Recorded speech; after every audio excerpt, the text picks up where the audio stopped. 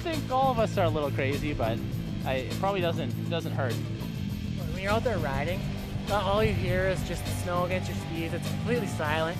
Sometimes you'll hear a kite through the sky, but it's awesome. I think what I like most about it, kind of like with some of the other sports I do, is you're tapping into a power that's so much greater than you, like the force of the wind. There's no sound, you're just flying. It's like, I don't know, it's something special. Thrill seekers, athletes, and dreamers, they're flocking to the sport of kiteboarding in rising numbers.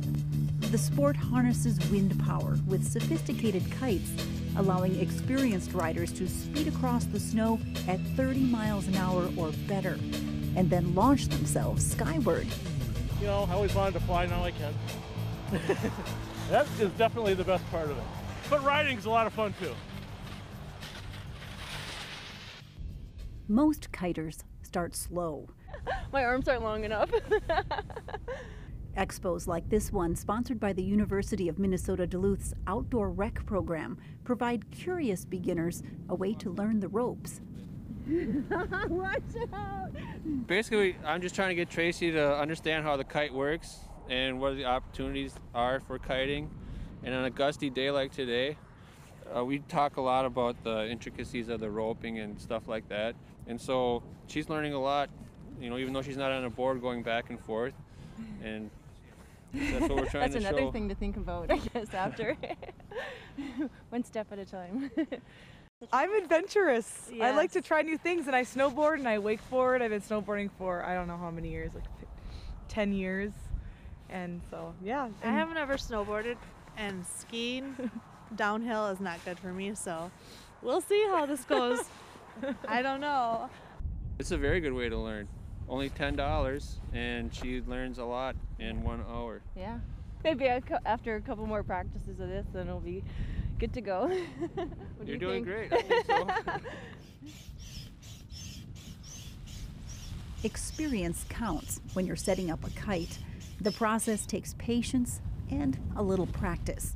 Bryce has a kite with an inflatable leading edge for easy launching. On this particular kite, I let it inflate with air. But other kites, like Aaron's airfoil, use the force of nature to give them life. Just by opening up and letting the wind do the work instead of me hand pumping. And then if you just put the lines through your fingers like this, you can walk it and keep them nice and organized. So once I get down to the end here, see, then I got all my lines organized, and in my mind I know where they correlate on the bar. So I'll walk back to the kite and hook them up. And we just do lark's head knots. So my kite's getting fairly inflated now. The more inflated it is, the easier it is to launch. So The launch is a critical step made easier with practice and help. Usually the best is to have someone help you. So say if Aaron went and held the kite over there, I'd walk over along this side to the side of the wind, and it would get it to start flying, and then he'd let go, and then I could take off and go. Once the kite is in the air, controlling it becomes key. That's where good instruction comes in. all right, so this is your control bar. When you pull on with your right hand, you can see the kite move to the right. When you pull with your left hand, you can see it move to the left.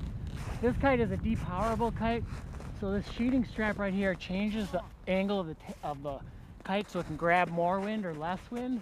You can also do it on the fly here in little adjustments. You can see the kite move and pull up more wind. It's kind of like a gas pedal for your kite. Aaron sells kites and offers lessons through his business in Sandstone. He's a strong advocate for helmets and for safety. So normally in a situation like this, I'd bring the kite to the edge of the wind window. I'll do it this way so you guys can see. Where there's a little power, and you just push this little thing here. And the kite is completely powerless. That's zero pull. I can reel it in now, pile snow on it, and it's completely safe. I land my kite every time by just hitting the safety. For one, it gives you a memory, so you can do it with your eyes closed, because most of the times in situations you need to hit it, you're being dragged backwards, and you need to be able to just know exactly where it is and pull it.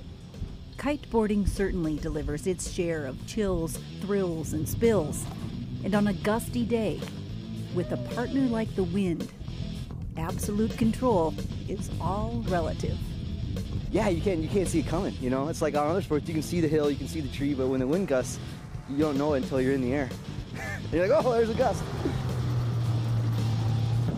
You got hit by a little gust there. Yeah, I gave you a little secondary action. Wow. That's the first triple I've done. Yeah, you know, well, you got it on film, so good deal.